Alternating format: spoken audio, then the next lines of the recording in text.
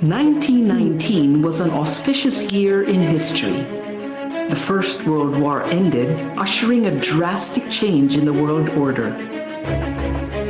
The Philippine Islands had been a U.S. territory for 2 decades and was promised independence under the Jones Law of 1916. Progressive reformers saw the country and its people as a major target for modernization, and education was its main weapon. 7 forward-looking Filipinas came together in 1919 to create a school where young women could gain the knowledge and skills that would make them modern women. Paz Marquez Benitez was the first president of the Philippine Women's College. Jose Abad Santos was its first chairman of the Board of Trustees. Francisca Tirona Benitez was the second president, and with her husband Dean Conrado, guided the school from a house on A. Flores Street to its iconic Taft Avenue campus. In 1932, the college became a university, making PWU the first university for women in Asia founded by Asians. It provided a space where innovations in education flourished, and young people were encouraged to be the best that they could be.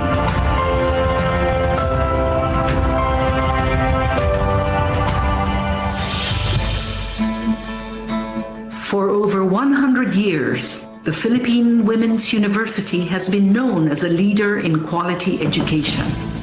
In 1934, PWU moved into its main campus on Taft Avenue, and since the 1970s has been co-educational. Located in the heart of Metro Manila, it is easily accessible by public transport and surrounded by affordable housing.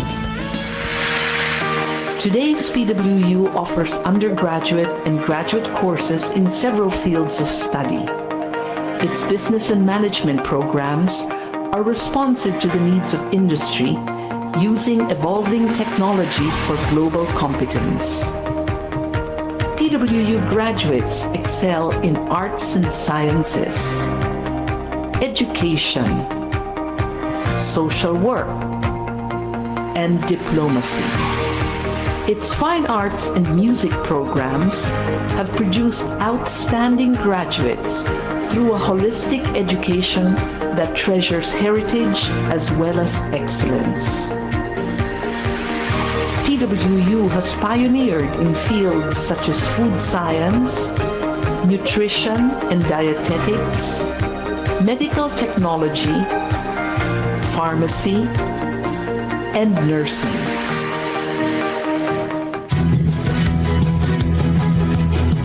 PWU continues to play an essential role in producing graduates who possess the skills that make them competitive in the country and anywhere in the world.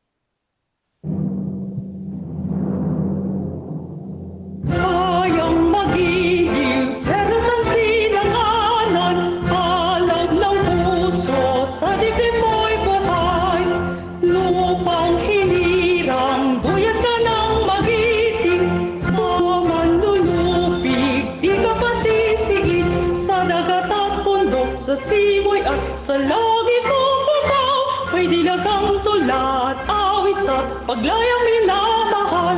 Ang kisap ng watawat mo'y tagumpay na nagdidinig. Ang bituin at araw niya kailan pa may di magdidinig. Lupa ng araw ng walhat, ito't sitaboy langit sa piling mo. Aming ligaya dapat may mga abing ang mamatay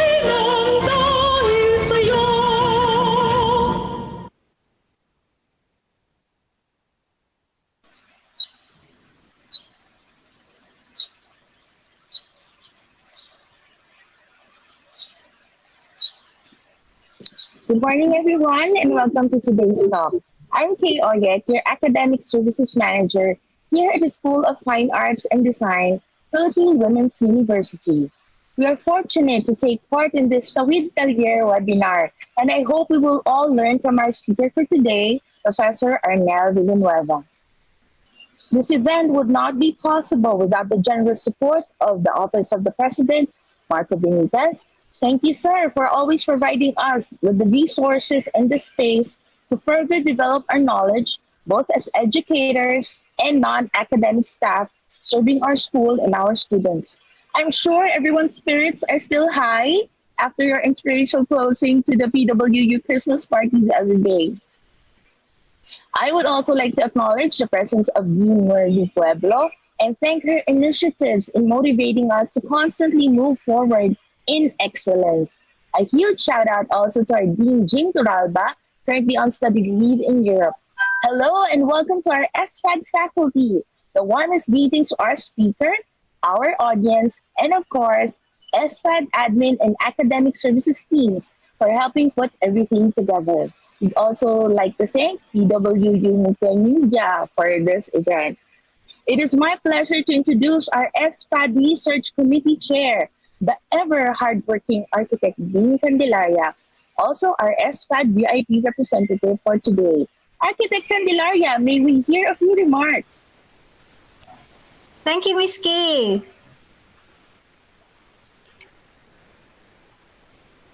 Hello, everyone. I am Maria Bienvenida T. Candelaria, your SFAD Research Coordinator.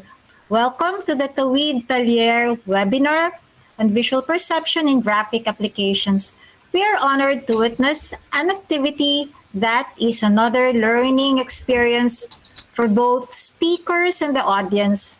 Your presence provides warmth as we participate in this noble endeavor.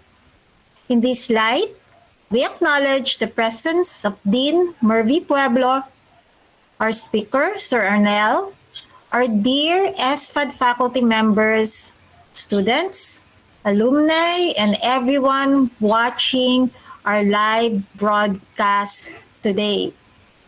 The said activity is part of the Tawid Talyer series that will help share knowledge, skills in art and design in compliance with the 5 core values aligned with the PWU Transformative Learning System. The goal of this webinar is as follows: to share knowledge and visual perception in graphic application, to share additional information in the creation of an artwork. Sir Arnel will be talking about photography and visual perception. Thank you.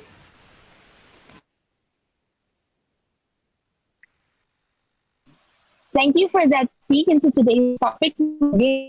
Let's introduce our speaker for today, Professor Arnel Villanueva. Arnel Y. Villanueva is a professional photographer, visual artist, and multimedia arts instructor. He has been into digital photography for 18 years.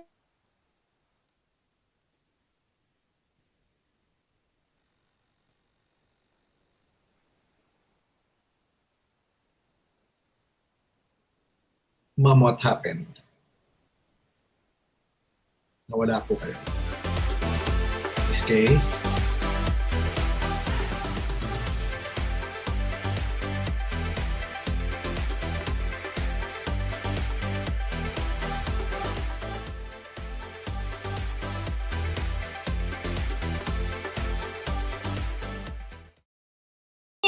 Ms. Kay, go ahead. Yes. Oh my gosh, technical difficulty again, but we're back. So let me repeat. Sir Arnel has been into digital photography for 18 years, and he has a photography studio and has been part of the academy since 2015. He continuously shares his experiences, his knowledge, and skills to young minds to be more authentic and creative in their discipline.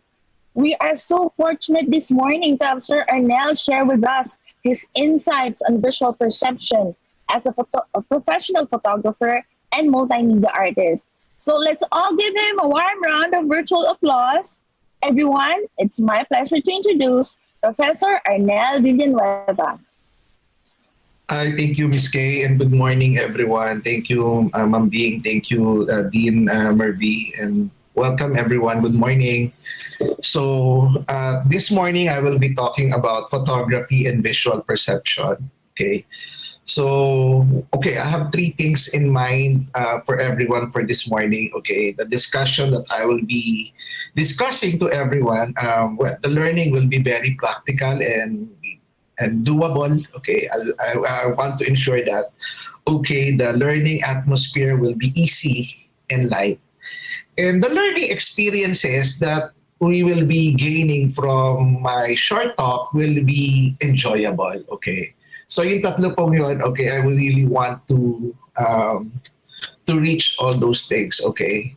So, well, people love to be photographed and people love photographs, especially po nowadays, the arrival of digital media, smartphones, okay, people now have the access of taking photos and they have also the access of making their own photographs.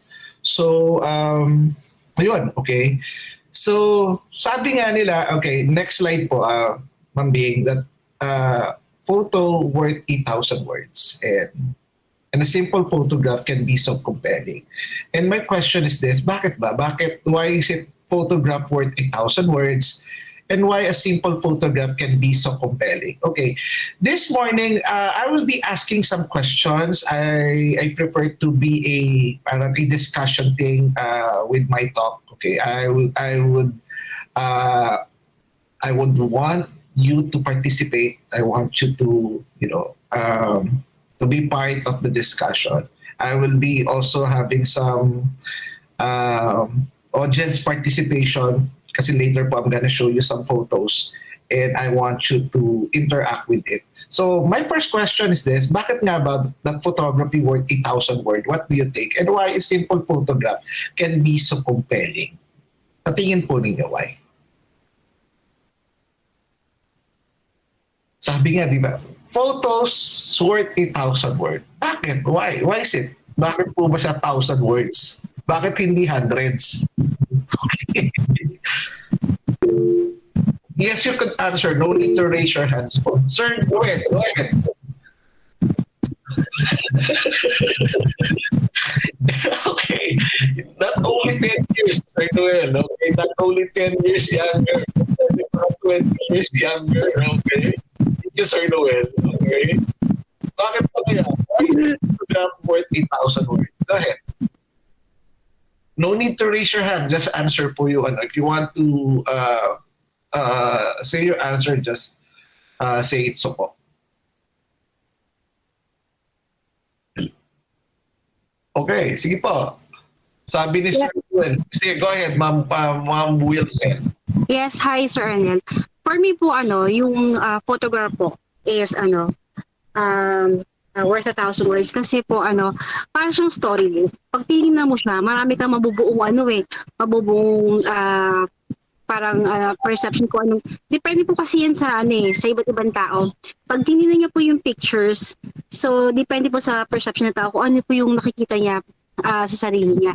So sa isip niya, ganito siguro to. Parang may nabubuong story sa mind niya kung paano nga tinitingnan yung pictures. Para po sa akin ganun. Okay, you are precisely correct, Ma'am Wilson. The answer is photographs, just like other forms of work, forms of fine art, performs well at creating perceptual and emotional experiences. Next slide po. Bakit? Because photographs provides different kinds of interpretation and meaning. Tama po yung sagot po ninyo. And photographs stirs emotions. Di ba? Kasi ang daming interpretation in just single photo eh. Ang daming pwedeng maging meaning po for just a single photo. So ang isang litrato po, it performs well in creating perceptual and emotional responses. Next slide po, Ma'am Bing. Okay, for people who love taking photos, seeing is where it all really starts. If you don't see anything that interests you, you won't be able to take any interesting photos, di po ba? However, there's a big difference po between seeing in general and seeing with the intention of making photographs. Next slide po, Ma'am Big.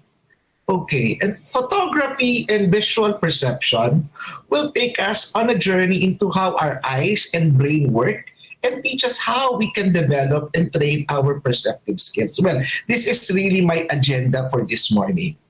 And by training our perceptiveness, we will not only improve our ability to discover and see potential subjects better and thus be able to come up stronger and better photograph. Now, this morning, we will learn and understand paano ba yung mata natin work, how our eyes work, and how to make our visual perception better for the task of finding potential photographs. Okay, and next slide, Ma'am B. Nowadays, ang mga tao po kasi, when people look at a photograph, karamihan po sa kanila, generally speaking, they simply appreciating the beauty of the image. Pag magpakita ka sa kanilang litrato, titingnan lang talaga nila, basically most people, ang ganda ng litrato. Okay. Some people naman, they will try to decipher the message the photo is sending across. Some people go a little bit deeper, titingnan nila, ano ba yung mensahe ng litrato? And some are also trying to understand behind the story behind the photo. So, tatlo po yung responses. Some just appreciating, most people are just appreciating the beauty of the image, some people are trying to decipher, and some people is trying to understand the story behind the photo. So, next slide, Ma'am B. Okay, we will be having a visual comprehension challenge this morning. Magpapakita po ako sa inyo ng three set of photos. Isa 1 second. After that photo, I'm gonna show you another photo and that will be at half a second. And the third photo will be 10th of a second. Okay, anong gagawin natin? Okay, I just want you to look into that photo. And you will tell me what was in that photo. Try to remember everything as much as possible about that photo.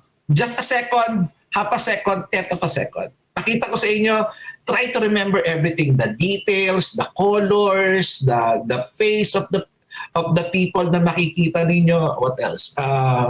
Every detail, okay, na pwede nyo makita. Then I'm gonna ask you some questions. Okay? So, ready na po ba? Alright. Thumbs up nga po kung ready. May thumbs up po ba? Okay. Kung ready, alright. Mabilis lang po to ha. Gonna show, Ma'am Bing, isang mabilis nga pong lipat. Alright, next po, Ma'am Bing. Stop. Okay. So just a second. So, what is it in the photo? Okay. Remember everything you can. Ano po yung nakita ninyo and everything? Okay. Ano po yung nare-remember ninyo? Yung sa second photo po, meron pong babae na nagtitinda ng mais. Okay, alright. Very good. Okay. May nakita po kayo very specific po ha. Anong color po ng mais? Yellow po. Yellow. Very good. Okay. Alright, thank you. Okay. How about others? Sige po, thank you so much. Lady selling Japanese corn. Okay. How about others? Ano po yung na-remember nyo with that photo? Ano yung details na nakikita nyo doon sa photo? Okay, sige po, Ma'am Josephine. Sir, meron po akong nakita doon na lalaking nakahubad na nagsisigarilyo po. Naninigarilyo, sir. Okay, nagsisigarilyo. Tapos nasa... Correct. Okay. Correct. Okay. What else? Ilan po yung taong nakikita nyo doon? Thank you so much, Ma'am Josephine. Ilan tao po yung nakita nyo doon? 2 po. Alright, 2. Okay. Sige. How about others? Mabilis nga naman, ano? Okay. At least na-remember mo, may 2 tao. Okay. Saka na-remember mo, nagsisigarilyo. You are precisely correct. Okay. How about others? May suot ba yung lalaki? Wala po. Josephine? Wala po, sir. Nakahubad po Yung babae. Okay. Naka-t-shirt. Yung babae may suot. Meron po, sir. Okay, alright. Okay. Tsaka nasa kalsada. Sigurado ko lang po, baka mamaya. Okay. How about others? Okay, balikan po natin yung photo. Mambing, let's look back at the photo. Thank you so much, Mambing. Actually, tatlo po yung tao. And you are correct, Nagyoyosi, actually, pinapakita po niya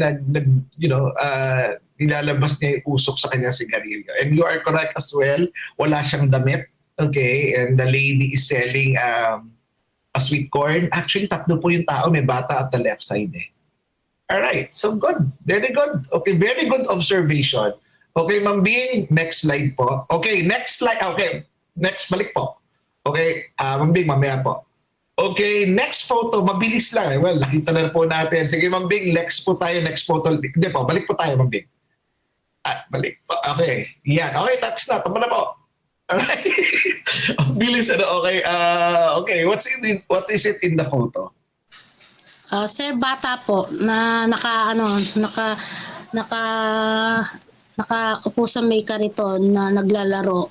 Sa tingin ko po, Okay. doon na sila nakatira sa kariton, nasa street sila. Daming interpretation. Ma'am, thank you so much. Thank you so much po. Very vivid po na inyo pong nakita. Okay, very good observation. Okay, how about others?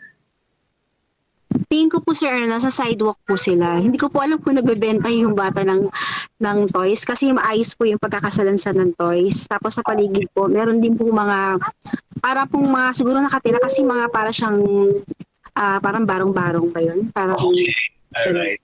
So tingin niyo po ilang taon po yung bata? siguro po around 10 years old, 7 to 10. Ganun po. 7 to 10. Okay. Opo. If ever po yung bata around 3 to 5 years old, sa tingin nyo kaya nagtitinda na yung batang yun? Hindi po.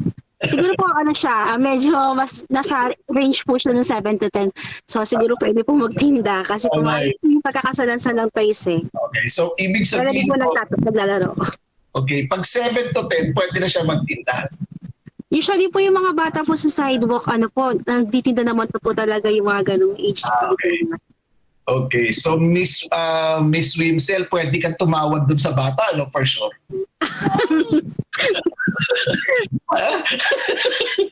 Di ba? Pwede kang tumawad kasi nagtitinda na siya eh. Alright, balikan po natin yung photo, Ma'am Bing. Alright. Actually, the kid is just playing with his toys. Okay? So, correct, nasa parang bangketa siya. Okay, he's just playing around with his toys. Okay, I guess the kid is just around less than 5 years old, 5 below. Okay, but not, siguro sabihin natin 6 below. Kasi I guess kahit po 7 or 10 years old, hindi pa po siguro kaya niya magtinda. Kasi pag nagtinda po siya, pag tinawaran po natin, baka ibigay po niya eh. Alright. So, okay, very good observation. Okay, job well done. Okay. Ma'am Bing, next slide. Isang mabilis lang. Okay, next. Okay. So ano po yung nakita niyo po sa photo? Ano po, sir? Parang pader po siya na dinrawingan, sir. Okay, graffiti wall. Alright. Tapos may taong o lalaking dumaan. Dumaan. Okay. Hindi niya pinansin yung boy, dumaan lang siya, ganun. Okay, sure po kayo, lalaki po yon? Opo. Alright. Ano ba siya? May damit? Walang damit? Ano po? Na-remember niyo po ba yung suot po niya kung meron? Hindi ko masyadong naano yung gamit niya. Kung meron, hindi ko na-release. Actually, ma'am, pag kayo po ay witness ng isang crime, pwede po kayo maging testigo ho eh. Napaka-vivid po ng mga observations po ninyo. Magaling po kayong witness. Alright. So, very good. Okay, job well done po. Very good observation. Siguro po, let's give them a warm of applause for those people who answer yung mga answer po doon po sa kanilang mga sagot. Okay, job well done po. Thank you so much. So, Ma'am Bing, next po. Next slide. Alright, so tama po kayo. When people are making a photograph, realize po that some people are just quick in taking a glance and then they're on the next thing. Karamihan po talaga ng tao, pag tumitingin po sila sa litrato, titingnan lang po nila, tapos i-appreciate po nila yung ganda ng litrato, tapos lipat na po sila. Okay, next na po. Pero personally, I prefer when people look at, sa akin pong litrato, mas gusto ko po that they may go beyond, not just seeing or appreciating the beauty of the image. Mas gusto ko po that if they could go a little bit deeper, yung trying to understand the message about the photo, trying to see the visual story or the story behind the photo. The challenge for people, kasi ngayon po, ang dami na pong lahat po, basically all people are owning a smartphones. And they really love to take photos. They really love to be part of the photos. They really love doing photos, okay? Posting it on social media or different social media platforms. Well, the challenge for people, at ito po yung lagi ko sinasabi, the challenge for people nowadays who love taking photos to start seeing beyond what they are looking at. Hindi lang po basta po click lang po na click, tapos po, appreciating the beauty of the photo, okay? However, sa kabilang banda, if your photograph is cluttered, if your photograph is confusing or complicated, that is something that's going to make it fail in what you are trying to accomplish. Kasi, confusing di ba? Bang magulo yung litrato, complicated yung litrato. So, basically, when people start looking at your photographs, hindi nila maiintindihan kasi nga cluttered, ibang magulo, maraming disturbances. I was thinking, ano ba yung mga gusto makita ng mga tao in a photograph? What draws their attention? So, marami pong mga factors na pwedeng magustuhan ng mga tao in looking into a photograph. Marami, pero I'm gonna cite just four things basically na gustong tingnan ng mga tao when they start looking into a photograph. Well, this is just based on my experience, okay, pag tumitingin ng mga tao sa litrato, subconsciously, ano ba yung gusto nilang makita? Ano yung sinisilip nila? So first, ito po. Okay, next. Ano ba yung gusto tingnan ng tao? Okay, what do people want to look at? First, story behind the photo. Okay, a good photo has the ability to convey emotions, inspirations, ideas, moods, and messages to the viewers. And our task is not just to click or to click our shutter, okay, or to take a shot, rather making a story that allows our viewers to pause, to think, and reflect about our photographs. This should be our primary intention in making photographs. Sabi nga ni Ansel Adams, he's the father of modern photography. Photography as a powerful medium of expressions and communications offers an infinite variety of perception, interpretation, and execution. Kaya nga tama yung sabi kanina ng isang participant natin, she preferred to look at in a certain photo, looking for the story behind that photo. So before you click, okay, compose your shot in such a way that you want your viewers not just to see, but to understand. Magkaiba yung tinitingnan lang sa kayong tinititigan. Okay? And composing your shot eventually becomes a very natural process. With enough practice shooting, it will be a very easy thing to do. Why? Because our subconscious will do it for us, okay? And our eye will guide us to do the framing. Magiging natural process na lang po siya. Okay? Pag yun po yung ating pong intention. And every time that we click our shutter, we click our smartphone, hindi lang tayo basta nagkiklik. Okay? We try to compose it in such a way that we want to provide a story behind the photo that we are capturing. Okay? The best way to grow, wag po natin po siyang madaliin. Wag po natin madaliin po yung process. Okay? But learn new things, learn new ways of being a visual storyteller. Okay? Kasi nga, ang gusto kasi ng tao nowadays, when they start looking at a photo, gusto nila yung storya. Subconsciously, gusto nila tingnan yung what's the story behind the photo. Why story matters? Bakit ba importante ang storya sa isang litrato? Next. Okay. Each photo you capture always begin and end with the message that you want to convey. A storytelling photo inspires people, arouses their emotions, and make them pause, think, and reflect.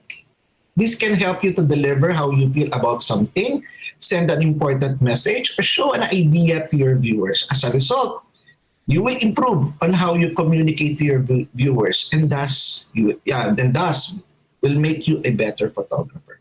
I still do remember my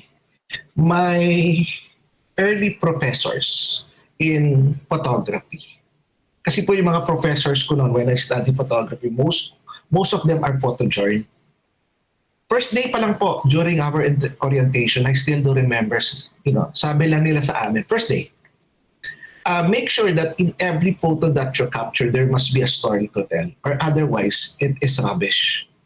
Tagalog po, sabi nila sa akin. Sabi nila sa amin.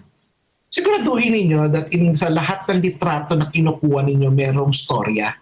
Kasi ang isang litratong walang storya, walang kwenta. Medyo hard truth, but somehow that stick to my mind. And from that time on, I want to ensure that in every photo that I capture, there must be a story to tell. It is a must for me. So day one pa lang, naalala ko na yon. So naging challenge po yun sa akin that sa lahat ng litratong kukunin ko, whether just a simple photo, there must be a story to tell. Hindi po ako hindi po ako mabilis makikiklik. Kasi po, medyo po, matagal po ako mag-shoot eh. Matagal po akong, kasi po tinitingnan ko po lagi po yung scenario, tinitingnan ko po paano ko angle, marami pong considerations. So sabi nila yung moments it is so fast that you need to capture it that fast. Pero sa akin po, tama naman po yun, but sometimes mas gusto ko po yung bang tinitingnan ko po siya in a bigger perspective. Kasi para po sa akin, story really matters. So in every photo that I capture, dapat po there must be a story to tell. Alala ko nga po, sumakabilang buhay na po siya. Sumalangit na rin po ang kanyang kaluluwa. Si Ma'am Cecil Angeles, she is one of my professor in photography. Hindi ko po siya malilimutan kasi siya po yung professor po namin who teaches us about composition. Siya lang po yung babaeng professor namin eh. So, nakakatawa pa po, doon po sa class po niya, pinakanta po niya kami. Literal po kakanta. Para hindi po kami papasa po doon sa class po niya unless we will not sing this hymn. So we need to memorize that song. Okay? Sabi ko nga, wala na connection ito sa composition. Pero come to think, even up to now, hindi ko po siya malilimutan because she is the only professor na nagpakanta po sa amin in our photography class. And yun nga lang, hindi ko na po siya naabutan po dito sa PW. And looking forward na makita ko po siya kung nasakaling nandito po siya. And I will try to parang paalala ko po sa kanya na, ma'am, do you still remember during our class that you asked us to sing this hymn and to sing this song? Okay. Kahit po siya, okay, when she teaches us about composition, alala ko nga, unang-una po niyang compositional technique that she taught us is about yung story, parang visual story, storytelling, something like that. Okay, next slide. So siguraduhin po ninyo, that in every photo, there must be a story to tell. There are 3 responses to a photo. One is yes, the other is no, and the other is wow. And wow is the one to aim for. Lagi, okay? Nagsushoot ka na rin lang and don't be just an average person. Try to attain excellence in everything that you do. Okay? Okay yung, you are improving, but don't settle just for being good. Try to be better. And after being better, try to achieve excellence. Okay, after achieving that excellence, go back to be good and be better and achieve excellence. And lagi po, okay, I keep on telling this to all of my students, okay? Wow is the one to aim for. Lagi, okay? Kasi the moment you become so comfortable in what you are doing, that will be the start of your downfall. Okay? Doon na sa comfort zone, hindi ka mag-grow. Why? But hindi ka mag-grow sa comfort zone because there is no room for improvement in that comfort zone.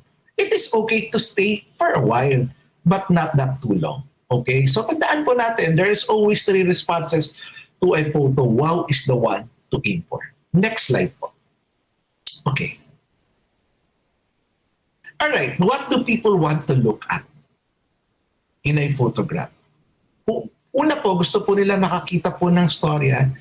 Second, ayaw po nila nung marami pong distractions. Ayaw po nila nung marami pong clutter. Be aware of an image with excess information because this excess information causes distractions and confusion. Nagkikreate po ito na unpleasant disturbances sa ating pong mga mata. Okay, don't ever shoot if you are seeing na hindi po maganda sa inyo pong paningin. Huwag na huwag kayong mag-shoot pag meron kayong nakikitang hindi maganda. Remove any clutter that will add distraction to the viewer's eye. Ano po ba yung clutter? Okay, clutter is anything in the photograph that takes your attention away from your primary subject. Okay, for example, background. You are taking a parang a scenery, landscape scenery. Tapos doon sa likod nyo, merong mga barko, merong mga tao. Okay, huwag kayo mag-shoot kasi those are clutters. And that will add disturbances, okay? And that will take away the attention from the subject. Never ever shoot pag meron pong gano'n. Okay, anong gagawin? Then, try to find your angle. O hintay ka lang hanggang umalis sila, okay? So, hindi ko po gagawin po yun. Hindi po ako mag-shoot po ng gano'n pag meron po mga distractions, meron mga excess information. Bakit? Kasi po, hindi po, that is unpleasant doon po sa viewers. Hindi po nila gusto po yan. Okay? Disturbances po yan, distractions po yan. I had this opportunity, meron po ako isang client. We had an engagement shoot last month. And they want to shoot doon po sa bagong bridge somewhere in Intramuros. Hindi ko alam yun eh. They just informed me, sir, we will be shooting somewhere in Intramuros. So iniisip ko po Jones Bridge. So sabi ko, Jones Bridge, ang dami-dami na nag-shoot doon eh. So bakit doon pa? Anyway, syempre yun yung gusto ng client. Pero sabi nila, hindi doon sir, doon sa bago. Bago, sabi ko, hindi ko alam yun. Hindi ko naman po talaga alam because I'm based here at San Pablo, Laguna. Hindi po ako naka-base po sa Manila. Well, way back then, I used to, dito po ako. Pero I decided to mag-migrate na po sa Laguna. So sinabi sa akin, may bagong bridge, bago. So sige po, di ganun lang ako, sige, sushoot kami sa bridge. Okay, that was one Saturday. Sabi ko, pwede kayo mag-shoot doon. Pagpunta namin sa bridge din, I forgot the name of the bridge. It's a white bridge somewhere in Intramuros. So pagpunta namin doon, dami talagang tao. Ang daming, daming mga bata, mga high school students. And many people doing shoot doon po sa bridge na yun. Why? Because Instagrammable naman eh. Maganda po talaga yung bridge. It's a new bridge. It is so nice to shoot. Unfortunately, it is so very difficult to conduct an engagement shoot in that place simply because there are so many people.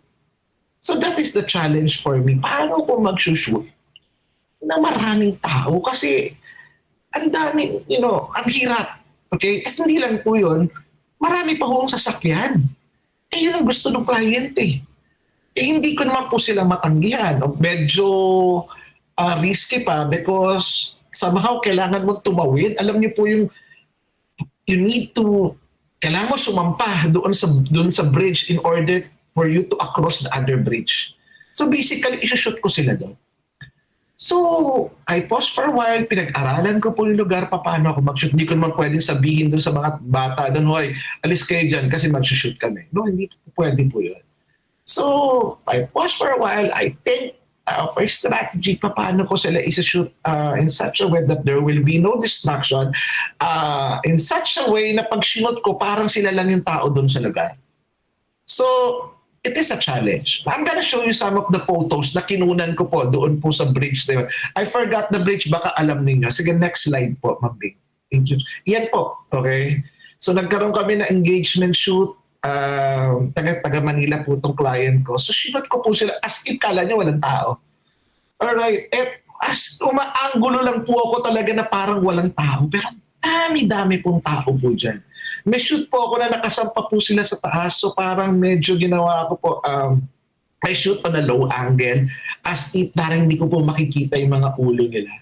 Tapos may umupo sila sa gitna. Nandun ako sa gitna ng kalye. Yung waiting for the opportunity na walang dadaan, then I shoot. Mabilisan lang po talaga. Tapos this photo at the middle, hintay po talaga ako dyan. Kasi I'm waiting for the opportunity na walang tao at the background. Kasi sakala ko mag-shoot the moment na wala ng tao sa background. So, yan po. Okay, so I remove all those clutters. So, anong ginawa ko? Naghintay ako ng opportunity, naghintay ako ng timing. Okay? Because for me, I will never ever shoot if there will be distraction, if there will be clutter, okay, if there will be disturbances. Why? Because the moment na mag-shoot ako na maraming ganon, hindi po siya maganda sa mata. Okay? So, natuwa naman yung kliyente dahil after that, nakita lang, sir, paano nyo nagawa yun na walang tao? Well, it's a magic, sabi ko sa kanila. Well, I'm gonna show you some photos pa rin po. Photos with less distraction. This time, puro landscape photos po siya. Next slide po, Ma'am. Okay, I had an opportunity to shoot po yung Leo States in El Nido, Palawan. So, we were commissioned by the company Ayala pala to. Hindi pa ganito yung Leo States po noon. So gusto lang nila i-shoot yung property nila. So yeah, ito po. So next slide po. So wala pong, when you look at this photo, wala po kayong makikita mga clutter sa background. So basically you will just look at the subject. Okay. Next photo po. All right. Okay. So, yun. All right. Thank you so much po. So, next. Okay. We're done with, you must make sure that in every photo that you capture, there must be a story to tell. Next, after that, ensure that there will be less distraction in every photo that you capture. Wag kayo mag-shoot pag marami pong clutter because those things are excess information and they are not good sa mga mata po ng inyong po mga viewers. And thirdly, okay, balance. Okay. When we talk about balance, okay, it is a technique that arranges elements within the frame to attain equal visual weight throughout the image. Alam niyo, the moment we look at a photo, okay, lagi po yung merong visual weight. Okay? And this visual weight is affected by things like size, contrast, color, texture, etc. For a balanced photo, you need to position these elements so that no one part of the image has too much weight compared to the other parts. Alam niyo po, subconsciously, when we look at a photo, pag alam natin there's some problem with regards to the photo, alam natin, hindi lang natin ma-explain eh. Parang the moment, pag alam natin hindi balance, parang may problema tong litratong to. Yun nga lang, hindi lang natin siya masabi, hindi lang natin siya ma-explain what seems to be the problem. Pero the problem is all about balance. Okay? Handaan natin, in every photo, lagi siyang merong visual weight. Okay? And visual weight of an element essentially measure how much attraction it draws from the viewers. Well, when we talk about visual weight, meron tinatawag, medyo technical na po to, tinatawag na symmetrical and asymmetrical balance, yung pareho. Okay? Both ends are equally balanced with one another. And the other one is asymmetrical. Okay, the one part is, has more weight than the other. Pero both of them are, visually pleasing. Okay. Hindi ko explain sa inyo thoroughly, but I'm speaking doon sa ordinary people. The moment they look at a certain photo, gusto nila lagi there's some balance. Yung bang visual weight ng litrato pareho. And for them, that is pleasing to their eye. Maganda yun lagi. So, when you try to come up with a photo, maganda yung balance, yung bang tama yung framing, tama yung parang hindi siya sikip, hindi parang ano ba tawag doon, parang the photo has enough space to breathe in and breathe out, okay? Something like that. Okay, yung bang yung ba parang pleasing siya sa mata natin if there is a visual balance. Okay. So, sample photo. Okay, and next slide po, Ma'am B. Okay, another photo of visual balance. This is in San Pablo kasi every morning po sa amin, ang ganda po na sunrise doon po sa San Pablo Lake natin. Okay, for all photographers residing here sa San Pablo, medyo sawa na po kami sa ganito eh. Alright, kasi ang ganda po lagi na sunrise po doon. Okay, so next. Okay. So nakakatatlo na po tayo, ano? So, make sure that there must be a story to tell. Ensure that there will be less distraction, okay? And thirdly, our eyes are always drawn to balance. Okay, fourthly, colors. Okay, what do people want to look at? Okay, in a photograph, colors. Sabi ni Francis M. Okay, every colors, every hue, it represented by me and you. Take a slide in the slope. Look into the kaleidoscope. Take a make a turn. Okay, forget it. Okay, but my point is colors are interesting for us to look at because colors affect our image greatly. People are fascinated with colors. Every people in every walks of life, bata man yan or matanda. Okay, and colors can also be used to draw attention. The use of color can drastically change the mood of an image. Minsan nga po ang tao, they just looking at certain photograph simply because ang ganda ng kulay. So the challenge for all of us, take notice of the colors in the world around us. Pag may nakikita tayong kulay, okay, kunan po natin ng litrato po yun. Okay? Notice how different colors affects us and then try to incorporate those colors into your photograph. Ang laki po na nagagawa po ng kulay. Diba? I'm also teaching color theory. Okay, so there's color temperature. There is also yung bang moods about colors. Okay, each and every colors, psychology of colors, each and every colors, there's a meaning and there's also a representation. So, merong color harmonies eh. Hindi ka naman basta-basta lang, just putting colors, then after that, that's it. Alam natin if colors are good to our human eye. Okay?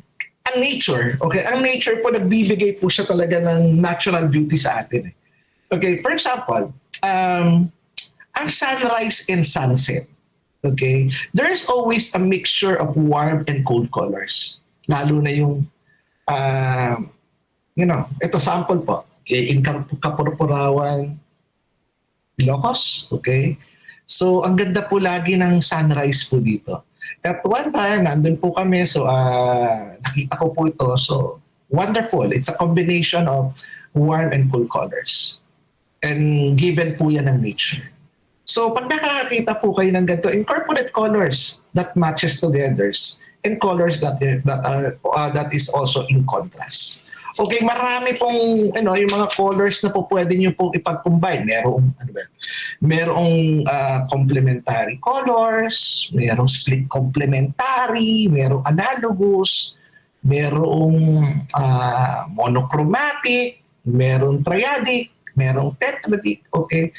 Merong colors that in harmony with one another. Combine all those colors, okay? Pag may nakikita kayong gano'n, combine all those things, right?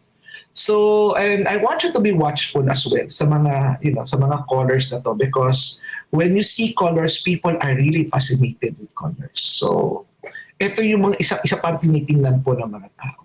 Okay. Next slide po. Alright, I had also this opportunity to shoot. Ito po, doon po sa Sagada. There is a place there in Sagada na ang ganda po ng sunrise. May sea of clouds po doon. Ang ganda-ganda. Name po ng lugar is Kiltipan Peak. Okay. If you want to shoot sunrise, doon po sa Kiltipan Peak. So one time, nandun po kami, kasama ko po yung mga friends kong photographers. Agawan po ng pwesto, because all of us want to get a wonderful sunrise. Hindi ako makakuha ng pwesto dahil nakuha na nila yung mga best spot. And while I am observing, or while we are waiting for the sunrise to na lumabas, napatingin ako on the other side. Kasi nga, wala akong place na makitang, a good spot for me to capture that sunrise. Pero nakita ko to. So, nung nakita ko to, nag-iba na lang ako ng direction. Rather than competing with them, jockeying for position to get a wonderful sunrise, nakita ko to scenario to. So, kinunan ko. So, after that, sabi ko, ganda ng combination ng color. And after that, siguro after a few minutes, eto naman yung nakita ko. Next slide. Yan. Okay. So, nakita niyo po yung change of color temperature from cool color, from warm color. And magnificent. Ang ganda-ganda po. Ang ganda-ganda. So, I want you to be aware of these things. Okay? It is a wonderful composition. Kasi nga, ito yung isang bagay na gusto makita ng mga tao kulay. So, ayun, 4 po, yung next slide po. Alright. 4 po yung binigay ko po sa inyo. Alright. Marami pa po, but somehow these are the things that people want to look at in a certain photograph. Sabi nga ni Ansel Adams, okay, I keep on saying this person because tama naman po yung mga sinasabi niya, and it still echoes at this point in time. You don't take a photograph, you make it.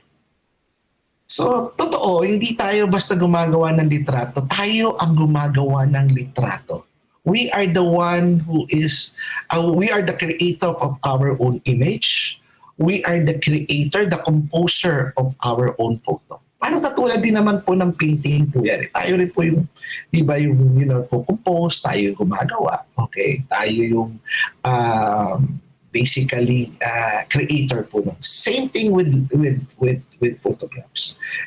Well, everybody can take a photograph, but not everyone can compose an amazing photo. And that is the cutting edge, okay? So every time that you, every time you click your smartphones or your camera, not just, wag lang po kayo basta mag-click, okay? Try to go a little bit deeper, okay? Tignan nyo po, ano ba yung storya na pwede kong gawin with this photo, okay?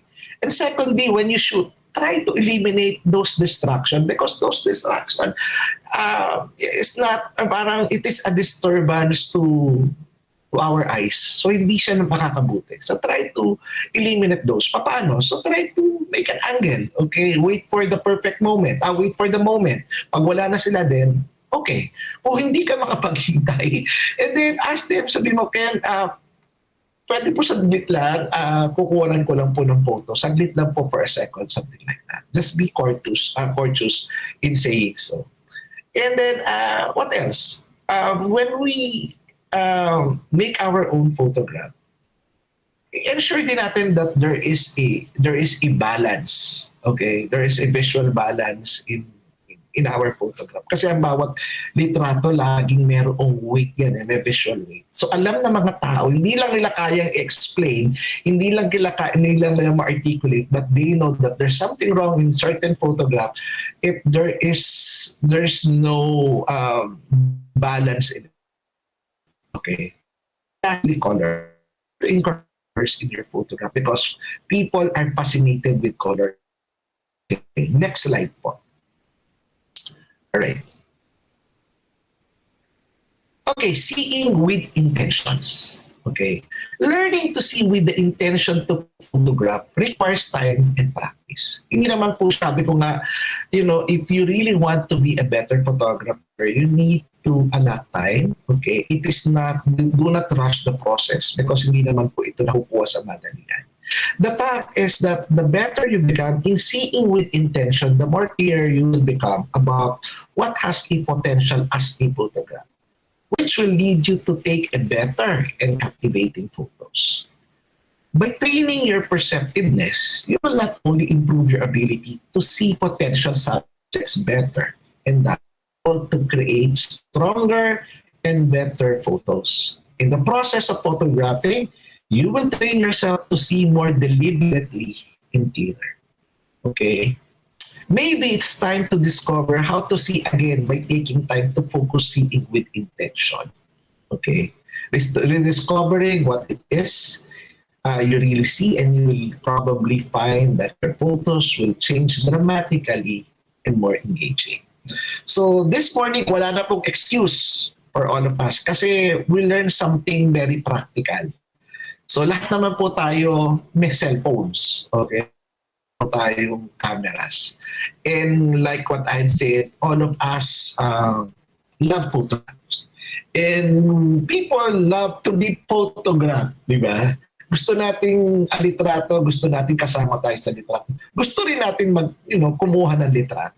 So this time, nalaman na natin to. So every time we want to capture something, hindi na siya basta click lang. So from this time on, we will be looking or we will be seeing with intention. So every time we shoot, kahit cellphone man yan, kahit ordinary man yan, let's ensure that there must be a story. And secondly, di ba, nagpo-post kasi ngayon, everything are all in social media. Every time we take a photo, gusto natin pinopost natin siya. So every time na magpo-post tayo, any photos na yun, let's ensure as well that there will be less distraction. Yung mga unnecessary things or unnecessary elements na hindi naman importante doon sa litrato, you try to eliminate those. Because if you include those, it will add distraction, and that will serve no purpose. And thirdly, okay, sa pagkuha rin natin ng litrato, let's try to attain yung bang visual balance. And lastly, incorporate colors, because people are really fascinated with colors. And I hope that this morning, kahit papaano po, you gain something about the discussion that I shared to everyone. Okay? So, yun lang po. Thank you so much for your time and listening to my short talk. Okay. Thank you po. Thanks so much, Sir Arnel, for that very interesting talk. And we love seeing your photographs. Sabi nga ni Ma'am Bing kanina dun sa preview namin, parang the photos speak for themselves. Ang interest na natin dito, how each person perceives the photograph or the piece, the image that he or she is seeing. So now, since we have a little time left, the floor is now open for questions and answers. So any of our audiences or is interested in other details of Sir Arnel's talk, you can just let us know. You can raise your hand. You can put your message in our group chat in the Gmeet. Sige po. Okay, I always time ka pa, sir, no? Yes, I always encourage you guys to ask questions, because only in inquiry or question that you would somehow gain something or you would learn something. Okay. Huwag po kayong mahiya. Marunong po ang nagtatanong. Ayun po. Correct. So, nika-interest pala ako, if I may ask, of the questions, that you pick me. Of course, you have your photography groups and you organize trips everywhere. Parang for beginners po ba, pwede po bang sumama sa mga trips na to? Kung like if you're learning basic photography or if you're just starting, welcome po ba ang mga ano dito na hindi naman fully member, kumbaga, of your photography clubs? Okay, very good question po. Mas nagbibigay po ako ng time sa kapotutok with the new with the yung pang mga new for the people who wants to learn about photography. Mas marami po akong time na binibigay po sa kanila because sila po yung sila po yung may hunger and yun naman po reason why I went into teaching because going back gusto ko po silang matuto eh.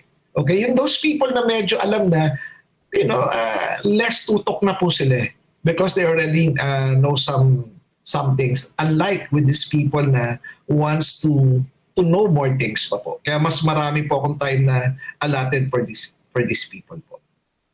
Okay? Mas lalo po akong mas ganado po ako lalo na magturo sa kanila. Yun po, something like that. Mas gusto ko pa po yun. Very good. So, kung generous pala si Sir sa mga newbies like us. So, if anyone in the audience is really hungry for a new take on photography, we highly encourage you to get in touch with Sir Arnel. Yes. Okay?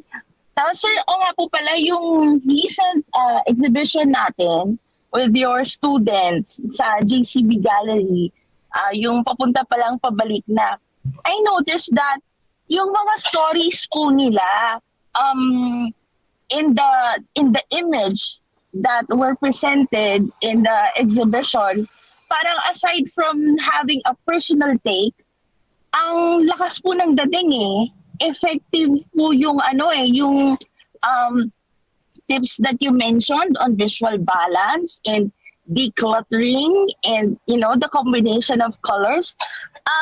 So yung pong students natin natututo na in their classes, but you also encourage them talaga, Sir, to show off their work and have it critiqued by you?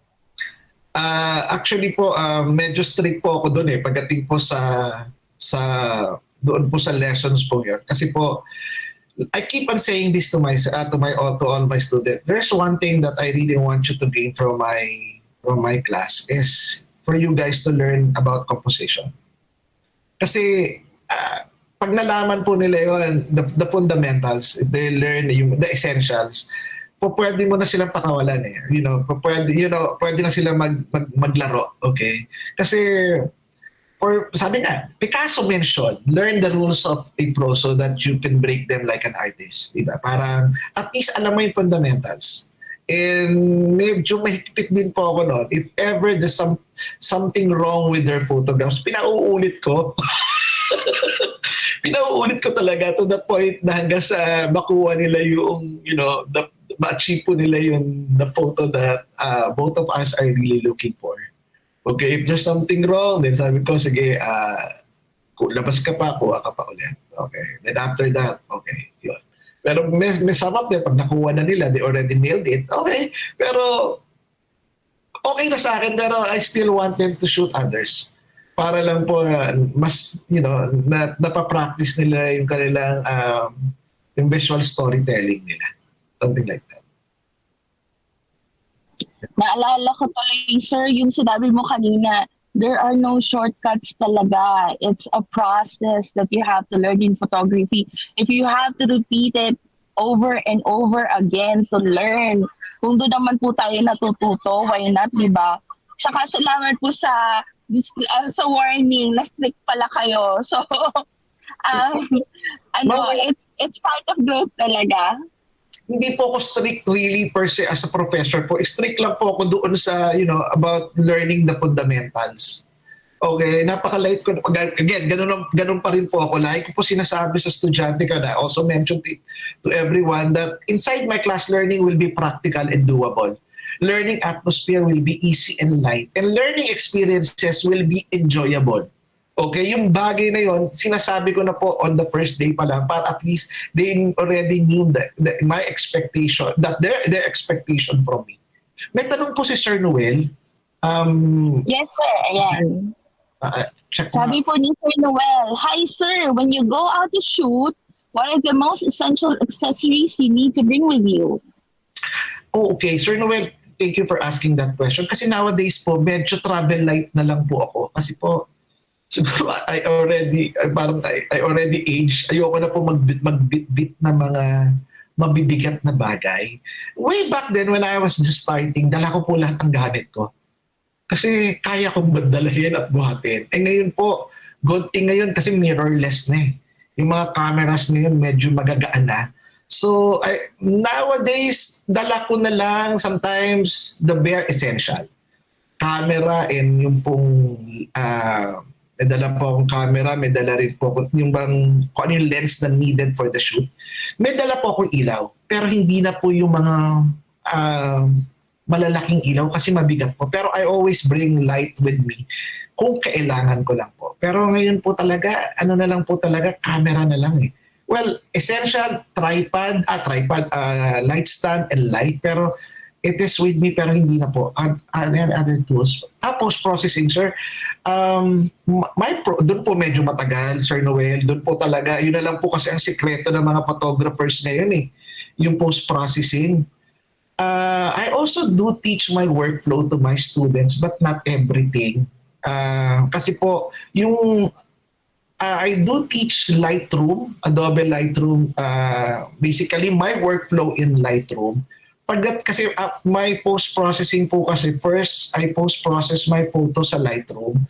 Then afterwards, nililipat ko na po siya sa Photoshop. Doon po sa Photoshop, medyo komplikado po eh.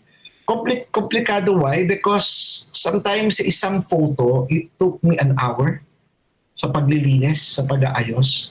So, some of them, tinuturo ko po sa estudyante but not everything kasi po baka mo mahirap po nila ma-absorb. Yun pala nga lang sa Lightroom pero medyo technical na po. Medyo nahihirapan na po sila. Isang session lang naman po yung session namin in a term about post-processing eh. Pero given a chance, pwede ko rin naman pong ituro sa kanila everything. Especially for those students who really want to learn advanced thing as far as post-processing is concerned po. Yun po, Adobe Lightroom and Adobe Photoshop ang gamit ko po. Yun din po ang ginagamit po sa industry. Follow-up question, sir. Di ba you mentioned when you go on photography trips, now you travel light. I'm interested to find out what your smartphone is, kung ano po ang megapixels ng personal phone ninyo that you use for photography. Because like you mentioned earlier, there is no escaping smartphone photography. Actually po, ang smartphone ko lang po, luma na way back 2017 pa, Samsung A5. Yun po yung gamit ko. Pero pag nagsushoot po kasi ako, basically gamit ko po talaga is my camera. Okay? Sa mga cellphone, siguro lang po yung ano lang nakikita. Pero hindi po ako masyado nagpo-post po ako sa social media. Basically, yung mga best work ko lang po. Okay? Especially on my page. Okay? Hindi po ako gumagamit ng cellphone. My camera system are all Sony. I'm using Sony. My lens are also Sony. I also use third-party lenses, mga manual lenses po.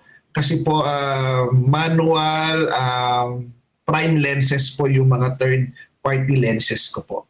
But pag may events and using corporate po, I'm using both. Kasi siyempre po, sometimes sa corporate po, alam din po nila kung ano po yung mga equipments eh. So I bring yung mga those equipments for them to see what I'm using for them, something like that po. Ano po yung natanong po ulit si Sir Noel? Yes. Sabi po ni Sir Noel, follow-up question, whose work of photographer has influenced you most? Na-mention mo kanina, sir, si Ansel Adams. Actually, local po. Siyempre po, I still owe it to my professors in photography. Some of them, naging professor din po dito sa SFAD eh. The likes of Victor Sison, he used to be my photographer. The likes of Rod Banson, okay, who else? These are my professors, okay. Sa events po, wedding photography because I'm also into wedding. Local, Jiggy Alejandrino, okay? Who else? Post-editing, Manny Librodo, of course. Manny Librodo di Asuncion. Kasi po sa tagal ko na rin po, parang I still look up to these people. Tapos I already come up with my own style na rin po eh. Parang ganun po. Naalala ko rin kasi yung professor ko po sa photography. First day po. Hindi ko po malilimutan yung mga first day. Sabi nila sa akin, ang pinakamahirap daw po being a photographer, if you will be a photographer, yung bang to come up with your own style because it takes time and practice. At hindi daw po yun yung pursuit na yun, it will not be an easy, but it is a tedious process.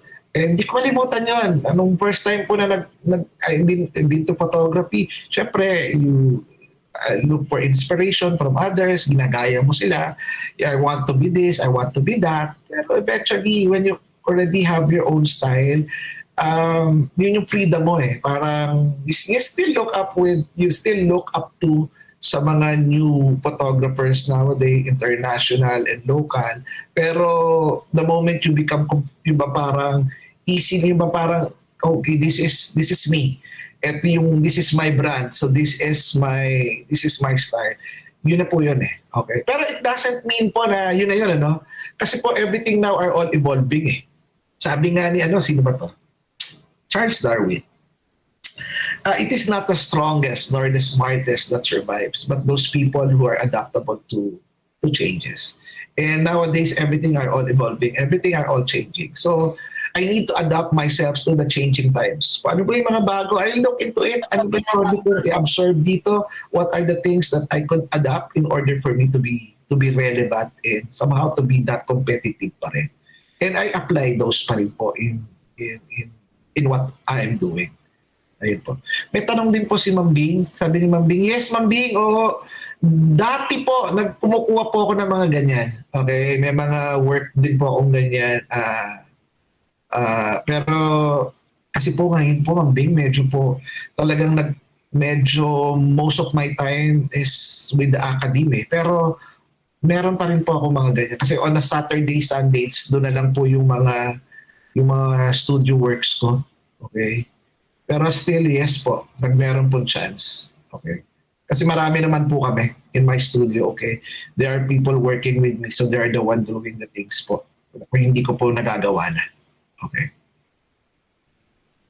Yes, speaking of Miss Bing, Ma'am Bing also made a comment earlier that she learned that there's a need to take time when taking pictures, not just click and click. Sure, it reminds me of the tip you mentioned earlier na talagang kailangan practice ka ng practice, no? How old were you pala when you discovered your love for photography? Bata pa po ako eh. Talagang literal bata pa po ako noon. Mahilig na po ako. I love doing photos. I really love to shoot. Yung mga point-and-shoot cameras pa po noon. Tapos po, nung dumating na po ang film, yes, nag-start po ako sa mga films, okay? Eh, dumating po, mahal po noon eh. Sobrang mahal po noon. So, buying a DLSR way back then, sobrang mahal. So, nag-start din po ako sa mga point. Actually, meron pa, sa tinago yung mga camera kong, ang dami ko pa rin ng camerang luma po dito. Now, hanggang sa I had the opportunity, ito pa nakakatawa, when I try to invest with film, yung analog, siguro, few years, konting taon ko lang po siya na-enjoy kasi bigla pong tumawid na sa digital. Imagine, ang tagal-tagal ko pong pinag-ipunan tapos bigla-biglang dumating na po ang digital photography. So, eventually nag-obsolete po siya agad kasi everything are all digital na eh, ng mga panahon po yun. So, wala na po. So, tapos ang mahal pa po ng digital. Before ka makabili ng digital camera, it is really expensive. Kung mahal na po yung analog camera, mas malalong mahal pa po yun. So, ang hirap bumili. So, bumili lang po ako noon ng mga point and shoot din. I still do remember, mga uso noon.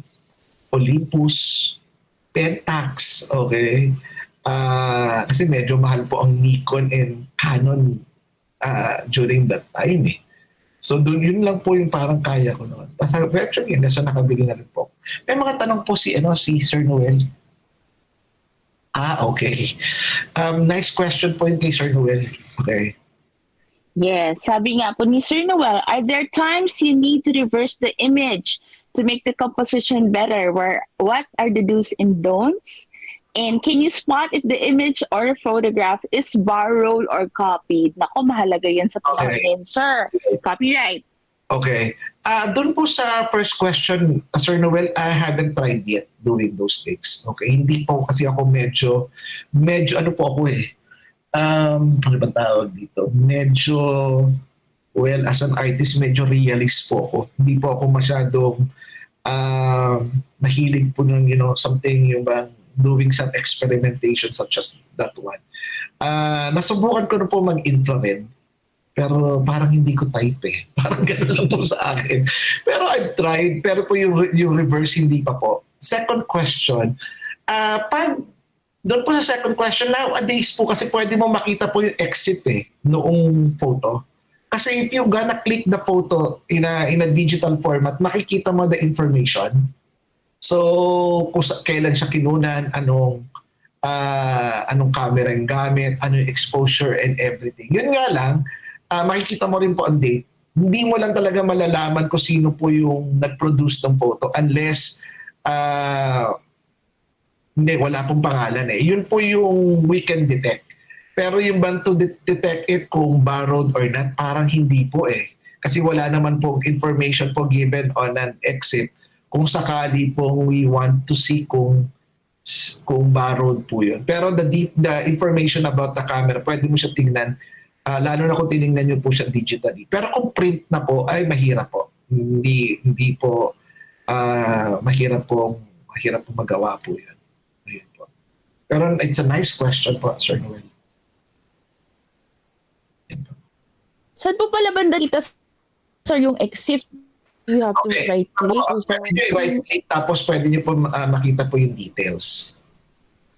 At, di ba, tinignan nyo yung photo, tapos pwede nyo, may mga pwede kayo mag-right click, makikita nyo po yung details sa camera. Yung details po ng photo. For example, buksan nyo po yung camera yung photo, tapos i-right click nila, tapos makikita nyo po yung details.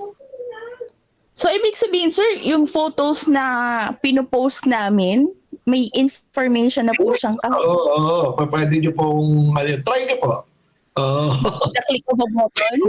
O yun, kung kailan. Parang ganito po. Yeah. For example, di ba, may mga contest po kami. So, for example, one of the criteria of the contest, the photo that you need to submit must be taken on this certain date. Tapos nag-submit ka 2 years ago ng photo. Ganun, alam po namin yun. Kasi tingnan lang po namin kung dinadaya mo kami, 2 years ago pa to mga gano'n. Kasi naandun po yung information sa photo. Di ba? Walang lusot. Walang lusot po yun. Ayun. And I guess, of course, as experts, you have your ways of knowing, no? Google image, reverse image search does come to mind, but I guess it's different in the professional arena. May means din kayo of, really checking the details of the images. Malalaman nyo kung anong camera yung gamit. Kahit sabi lang, I shoot this camera using this. Hindi, kasi po, all the details are all are given po doon sa litrato. Pag oras na, parang you're making some false information, madidetect agad eh. Ayun po. Hindi na i-edit, sir. Hindi na i-edit. Okay. So, thank you, Sir Noel and Ma'am Bane, for asking questions. We would like to ask our audiences, because we still have a little time before we let go of Sir Arnel. Baka po may pressing questions pa kayo about photography or about Sir Arnel's work. O nga, sir, where can we view your work, your pieces? Ano po, ma'am? Where can we view your work? Yung sinabi mo kanina na best images that you produce, where can we view it? Is it on social media? Pero umpisa lang po ganito. Again, going back for the 4 things that I've shared to everyone. Yun lang po. First, try to look with intention. Seeing with intention. Not just to click your camera or to click your cell phones, but try to pause for a while and what is the message that you want to convey? Or what is the story that you want to tell to your viewers? Kasi ngayon po talagang everything gusto natin i-post Di ba? Kumain ka lang sa isang restaurant ko naman ang picture, there I'm eating here. Something like that.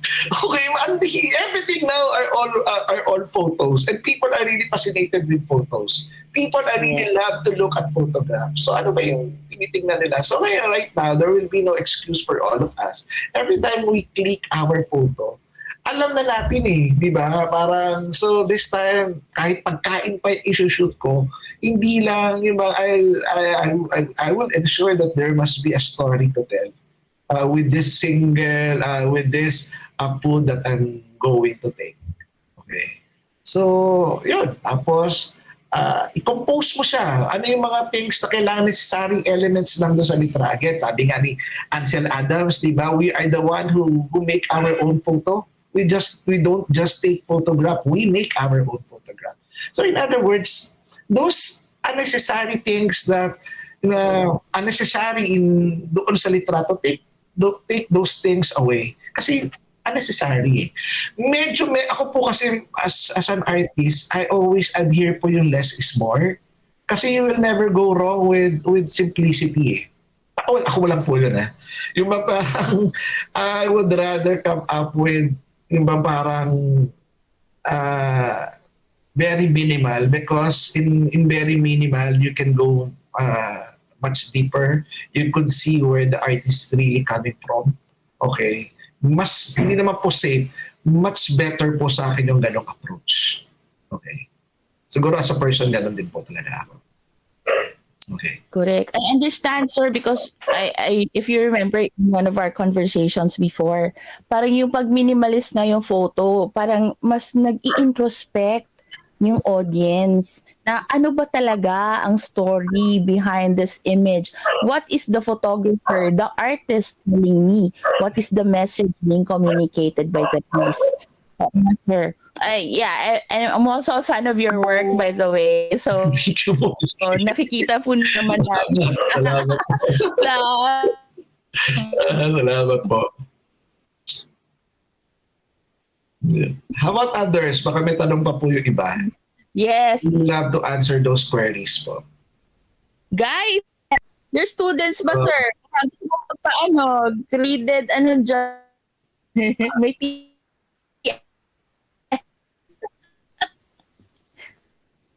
Nawawala po kayo, Miss Kay.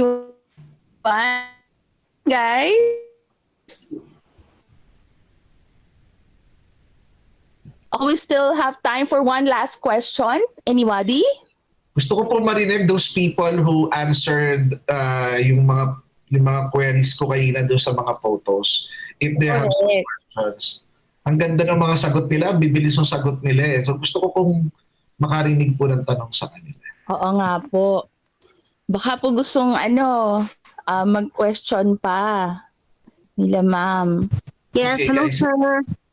Opo. Ayun po. Hi. Bakit ba lang po, Hi. sir, aside po sa pinag-aralan po natin ng story, less distraction, balance, colors, what are your thoughts dun sa paano ba at bakit mo nagiging maganda ang isang photography? Dahil ba simply because photogenic yung subject or sa angulo po yan? Or dahil kasi maganda yung camera? Paano po yun? Gusto niyo po malaman po yung magandang sagot po sa tanong ninyo? Apo, tsaka second question, sir, ano po mas maganda? Nikon or Canon? Pag wala sa dalawa, ano po magandang camera? Sagutin ko muna yung huli, mama. Sige po. Okay, mas maganda po ang Sony. Kasi pa yung gamit nyo. Biro lang po. Well, ma'am, ganito po I keep on espousing this to all of my students. It is not the camera, but the one who holds the camera. Ulitin ko po, it is not the camera. Camera is just the tool. Okay? Basically, the one who holds the camera, the one who uses the camera. Yun po yun Kahit po cellphone lang po ang gamit ninyo, okay, you can capture an awesome photos. Good Kahit answer, po, sir. hindi po, wala po talaga. Well, as time goes by, camera po nakakatulong. Nakakatulong naman po talaga. It takes two to tango. Pero as a beginner, sanayin nyo muna siguro yung bang have a keen eye on looking into something rather than what's the tool in your hands. Mas maganda po yung sanayin nyo muna yung visual perception ninyo. Okay, mas maganda po yung bang sanayin nyo po looking deeper than rather than just keep on shooting. Mas maganda po yun because ang camera po, katulad nga sinabi ko, with enough time and practice, yung subconscious natin will help us and guide us in how to compose a shot. Tapos po, yung pong mata natin somehow will lead us into proper training. Okay, mas maganda po yung ganong discipline rather than yung parang relying much on the camera because camera tulang po yan. Okay, but camera can capture wonderful image but kahit pa makakuha siya ng something sabihin natin maganda, aesthetically beautiful, kung wala naman siyang storya, di ba? Baliwala rin. Wala namang message behind the story, wala rin. Kasi intentional eh. Kaya nga sabi ko nga po, right now, start seeing with intention rather than just looking into it and shoot. Okay? Maganda po yung tinitingnan mo siya na meron po intention na these are the intention that I want to come. These are the things that I really want to come up. And with regards to your first question, gusto ko po yung tanong ninyo. Pakiulit kayo yung tanong nyo sa first question, ma'am. Bibigyan ko kayo ng magandang sagot po dyan. Aside po dun sa napag-aralan natin na apat na ayun nga po. Paano at bakit ba naging maganda yung isang photography? Dahil ba simply because maganda yung subject, photogenic yung subject, o dahil nasa angulo, o dahil maganda kasi yung camera ang ginamit mo? Very good question. Pero pag sinabi ko to sa inyo, huwag niyo po ipagsasabi to kahit kanino. Yung sagot promise po ba yan? Promise. Okay, kahit sa mga kasama nyo rito, huwag nyo sasabihin Okay? Mag-promise po muna kayo, ma'am. Promise or promise. Okay. Kaya po nagiging maganda po yung kuha ninyo dahil maganda po yung photographer. Tama po ba? Yes na yes, sir. Well, again po, given all the considerations, okay, applying all those things po, at for sure po makakakuha po kayo ng magandang litrato. Okay? It is the application of those things that I've mentioned. Okay? Ang ganda ng camera ninyo, ang ganda nung scenario and everything. Tapos you applied all those things. I doubt it kung hindi kayo makakakuha ng magandang litrato po doon. Storya pa lang di ba? Pag nakakita, a simple photo can come up with a wonderful story. Lalo na pag intentional po siya. Tapos ang ganda pa nung kumukuha. Di lalo na, di ba ma'am? Tama po ba ako? Sir, nag-work ako sa photography, sa mga wedding photography. Okay. Never ako natutong kumuha ng maganda. Ang mapakit talaga ng mga shots ko. Ma'am, kasi subjective po lagi yung maganda. Okay? Di ba? Pwedeng maganda sa inyo, pwedeng hindi maganda sa iba. Pwedeng maganda sa iba, pwedeng hindi maganda sa inyo. Okay? Again, ganito mama. The bottom line is this. Okay? As long na yung kuha ninyo, yung bang masaya kayo, okay? Yung kuha ninyo, na-achieve nyo yung purpose nyo, nakuha ninyo, this is the story that I want to tell to those people who gonna see my photo, and this is the message, and that thing satisfies you, ma'am, that's it Okay? Yun po yung bottom line. Okay? Kasi pag sinabing maganda to, hindi maganda yun, so subjective po lagi po yun. Again, ang bottom line. Alright? Basically, you come up with your work of art simply because for your own consumption, masaya ka. Di ba? Okay. Yun lang po, mas maganda-ganda pong guideline na rin po yun para po sa inyo. Kasi pag sinabi natin, ano ba ibig sabihin ng maganda? So, napaka-subjective po. Okay. Ayun. Paano po kayo nag-work po doon, ma'am? Are you doing some shooting po? Hindi po. Naging A po ako sa kay Wally Gonzalez photography po. Matagal na po. Oh, kita nyo, Wally Gonzalez. Imagine yan, ang galing po niyan. Okay. Diba? Ayun po. Ay, Kaya po, galing-galing po ni Wally Gonzales. Isa po sa mga known photographer dito po sa sa Pilipinas. bridal industry po. Okay. Yes, tinitingala ko rin pong photographer po yan. Magaling po yan. Sobra. Isa po sa magagaling na storyteller po yan. Opo, kaya nagkatanong ako anong camera po yung maganda. Well, kasi kasi yung mga, mga hindi naman po matatandang photographer, yung mga photographer way back then, they are using Canon and Tanya. kasi po ngayon, nowadays, since the influx po ng mirrorless, the industry is using nowadays, karamihan po talaga are Sony. Hindi because of the brand, because of, the application. Tapos, isa pa, maraming, one consideration is, madali po siyang gamitin, magaan, tapos they are good in giving us wonderful photos. Sa videos din po, yun din na rin po ang ginagamit po ng industry. Pero gumagamit pa rin po ng Canon, ng Nikon, pero most of the people are into Sony po. I'm speaking po ako po yung po sa I am also an event photographer doing weddings, doing a lot of things. So the people working with me, karamihan po, we are all using just one system. And others photographers are also using the same. Noted, sir, sa endorsement ng Sony, Bikini Men. Sana ang school natin, gano'n, Yes. Okay. That, no? That would be, a dream come true. Sir, that explains a mystery, sa isip ko. Kasi napapansin ko, the photographers, when they take photos, sila din nakasmile. Kaya pala, beauty is in the taker of the photo, of the photograph. Kailangan po lagi kang positive note. Tapos, syempre po, siya contagious po yun eh. So when people are, when the photographer is smiling, malaking bagay din po yun when you ask your people to smile. Especially po, di ba sometimes when I'm doing engagement shoot, or whatsoever shoot, minsan nahihiya silang umiti. Dahil sabi nila, bakit kung umiti? Hindi po. Sometimes, I need to tell them, Ma'am, you are so beautiful when you are smiling. You have nothing to worry if you are parang may dumi yung ngipin mo, if your teeth is yellow, because malayo naman po eh. So, when people look at a photograph, hindi naman po titingnan ikaw eh. Hindi naman literally talagang titingin kasi minsan po ang tao po by nature may narcissistic. Nakakala nila pag tinignan yung litrato sila lagi ang tinitingnan. Hindi po. People look at in general. Tinitingnan nila yung everything. Di ba? So, katulad nga lang kanina, di ba, during our exercise, alam niya yung mga detalye.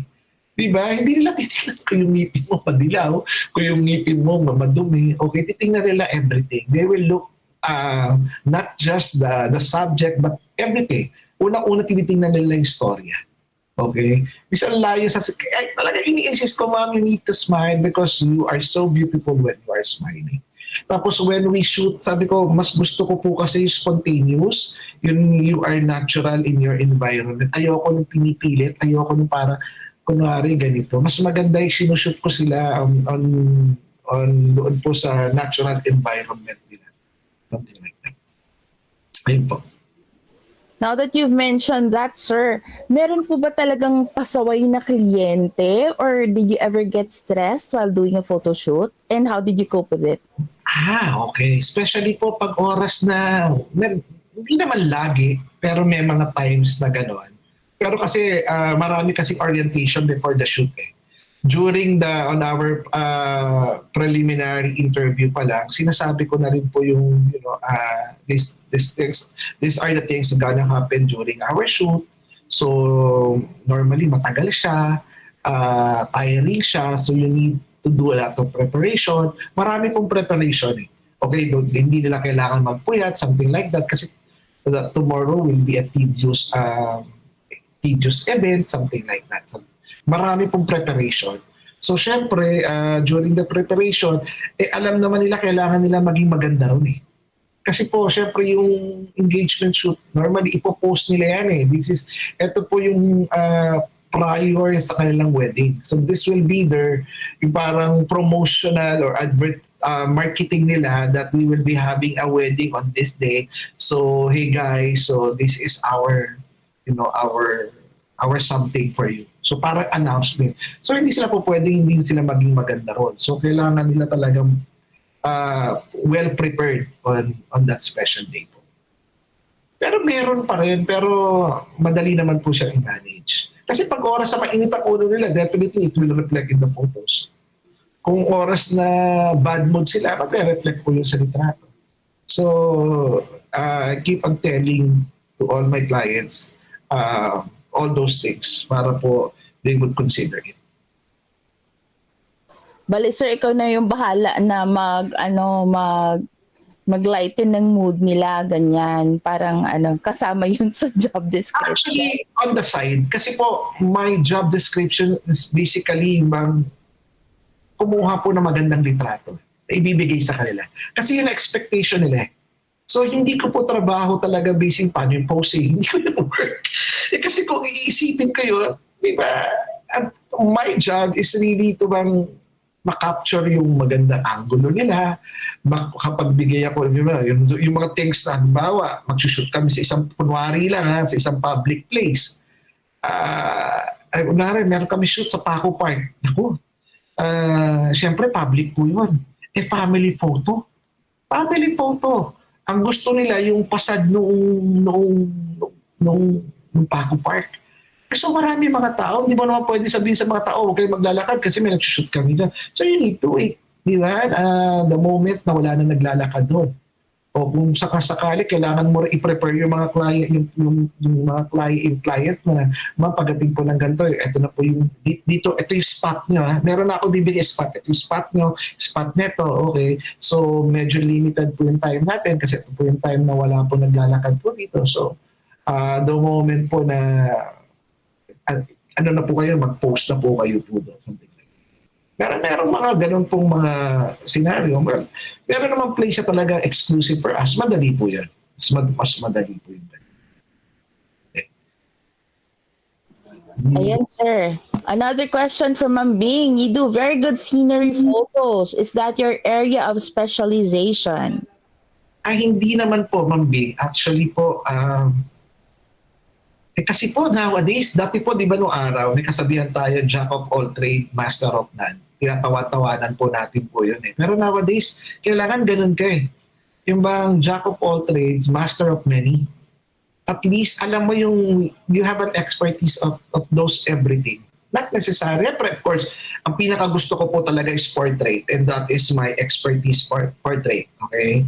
Ngayon po medyo nag-evolve na po ako ng konti. Medyo, syempre sumasabay na rin po ako dun sa pagbabago ng panahon. Because every now are all into, dami na po ngayon, mga estudyante ko po ngayon, also my competitor na eh. Some of my students na graduate, they have their own studios and they're really good. Ang gagaling po ng mga bata po ngayon. So, instead na makipag-compete ako sa kanila, kailangan ko po to raise my bar. So right now, medyo newbie po ako sa fine art photography. Bago-bago. Kasi konti lang po ang fine art photographers dito po sa Pilipinas. So, tapos nasa academe pa po ako. So parang yun po yung medyo, ito po yung pinupuntahan ko po ngayon. Again, newbie lang po ako, medyo trying hard pa po kasi konti lang po talaga yung schools na nagtuturo po nito eh. Mas gusto ko po yung formal schooling wherein I will go there and learn the fundamentals and essentials. So, medyo doon po ako pumupunta ng konti. Doon po yung area po yun. Yan. And also, I think, sir, advantage yun ng SFAD students natin that you're their teacher and you're continuously learning pa rin formally on your own. Exactly po, ma'am, because that is the thing that also espousing to them. I want them to continue, kasi po ako po, growing, learning, continually learning. So, I keep on espousing these things to them because, yun nga, going back, I don't want them to be comfortable in what they are doing. And right now, wala pa ho sila sa real world eh. And they will be facing an industry out there na hindi nila alam what's in store for them. So I'm preparing them in such a way na the moment you step out here in school, you will be facing a competitive environment, a highly competitive environment. And if you are not thoroughly equipped, okay, with everything, you will not be that competitive. So somehow with the right equipment, with the right experiences, knowledge, and discipline, okay, at least they are relevant and they are somehow competitive. Di ba? Para at least the moment they step out dito po sa school, alam nila kung ano sila, alam nila kung anong gagawin nila. And somehow thoroughly equipped sila. Something like, kasi ko ako po, yun ang ginagawa ko. And this is my practice, and this is my discipline. I keep on sharing it to them. Para po, in preparation for my students. Okay, something like that. Oo, sir, no? And it also brings up yung authenticity of the photographer in capturing the images, no? Kasi sa dinami-dami naman ng photographs na yung iba magkakamukha na ng itsura, that's the plus factor.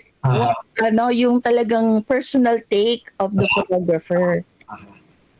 Okay, kasi po ang storya iba eh. Okay, kahit magpare-pareho po kayo ng images, okay, but the story, the way you come up with the story, the way you formulated your visual story, yun yung magkaiba, di ba? And somehow, kung alam mo where you are really coming from, you're looking and seeing with intention, that is the cutting edge. Okay? Yun yung iba. Iba yung looking at seeing in general and seeing with intention. Magkaiba yun. Okay? So, iba yun. Pag you start seeing with intention, alam mo, confident ka that your photo is really different from the rest. Kasi alam mo kung saan ka nang galing. You emanate from this state, from this area. You emanate from this storyline. And somehow, kahit papareho yan, alam mo by heart that your photo is different. Okay? At yun yung parang satisfaction within you that you know that your photos is really different from the rest. And also perhaps that's where the wow factor comes in, no, sir? Iba talaga yung tinitignan lang sa tinititigan. Exactly. Yan. Okay, so if we do not have any more questions, sir, final words of wisdom with your experience in photography, with your experiences as a professional photographer and as a teacher to your students, this whole new breed of photographers that we are training to be themselves and capture their images with conviction and adventure, no, sir? Any last words? What last words basically is this? Okay, just keep on shooting. Okay, just keep on shooting. Then eventually find your personal brand, your brand identity, and then the moment you know your brand identity, mas malalaman nila your brand image. And the moment you know who you are, it will no longer be that confusing. Wala kang identity crisis and you are so secure within yourself that this is me, this is who I am. In general, hindi lang photography, being an artist, okay, especially for the students, okay. If you know really who you are and you are confident of who you are and somehow pag alam mo kasi who you are, you know where you are heading to. So there will be no confusion and somehow it will bring confidence to you. And siguro, and that will make you a better person, and not only a better person, a better artist as well.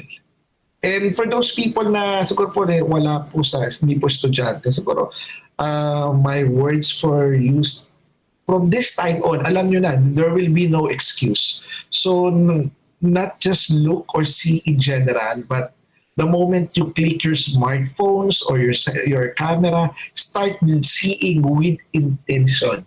Okay? Ibang not just click on click, but see with intention. Okay, going back with the four things that I've mentioned.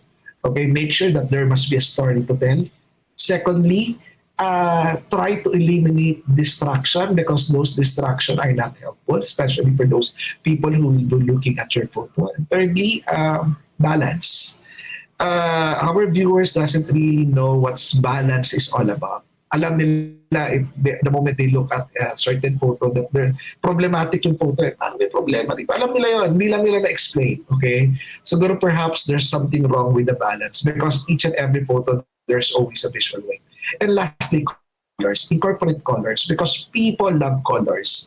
Okay, we are fascinated with colors. Okay, but make sure that in your color combination, there must be color harmony.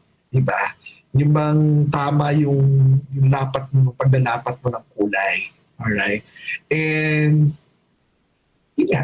lastly, just keep on shooting. Enjoy what you are doing. And I hope that you gained something this morning and more importantly, hindi lang siya information but this information will be translated into application. Sapagkat po pinaka-importante sa lahat. After all this learning, kung hindi naman po siya gagawin, then baliwala rin, di ba? What is more important that you may put it into practice. And I hope you gain something and Merry Christmas everyone. Yun po. Season's greetings, sir. Oh, by the way, to our audience, we have a Google Docs in our messages chat.